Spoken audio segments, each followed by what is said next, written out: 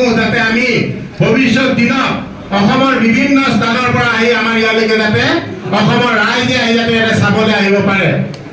ইয়াতে পিকনিক স্পটৰ পৰা আৰম্ভ কৰি বিভিন্ন টুৰিজিম ডেষ্টিনেশ্যন বনাব পৰা থল আছে আৰু আমাৰ এই অঞ্চলৰ পৰা বহু যুৱক যুৱতী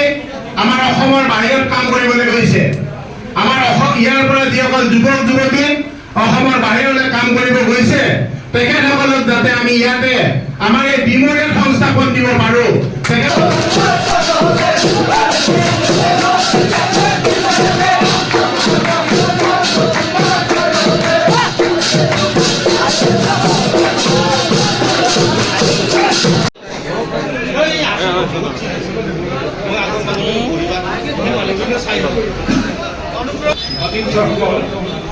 আমি আপোনালোকক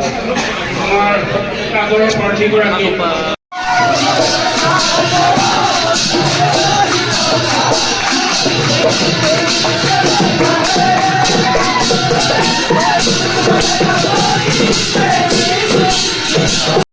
কিছু সময় পূৰ্বে আমাৰ সন্মানীয় সভাপতি ডাঙৰীয়াই অতুল বৰা ডাঙৰীয়াই আমাৰ যি 26জনীয়া তালিকা আছে তাত শেষ চিন মোহৰ মাৰে আৰু সংবাদ জগতত ইতিমধ্যে প্ৰকাশ পাইছে যে নৱগঠিত ডিমৰীয়া সমষ্টিটো ইতিমধ্যে আমাৰ যি NDA মনোনীত প্ৰাৰ্থী হিচাপে ভাৰতীয় জনতা পাৰ্টী অসম গণ পৰিষদ দলৰ প্ৰাৰ্থী হিচাপে আমাক ইয়াতে প্ৰক্ষেপ কৰিছে। আমি পোনপ্ৰথমতে দলৰ সন্মানীয় সভাপতি অতুল বৰা ডাঙৰীয়া, কাৰ্যকৰী সভাপতি কেশৱ মহন্ত ডাঙৰীয়া, অসমৰ ৰূপান্তৰৰ খনিকৰ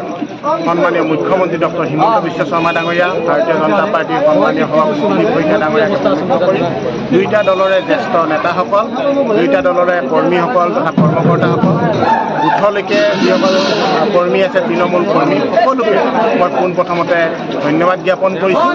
আৰু মই ডিমৰীয়াবাসী ৰাইজৰ লগতে অসমবাসী ৰাইজৰ মই আশীৰ্বাদ বিচাৰিছোঁ যাতে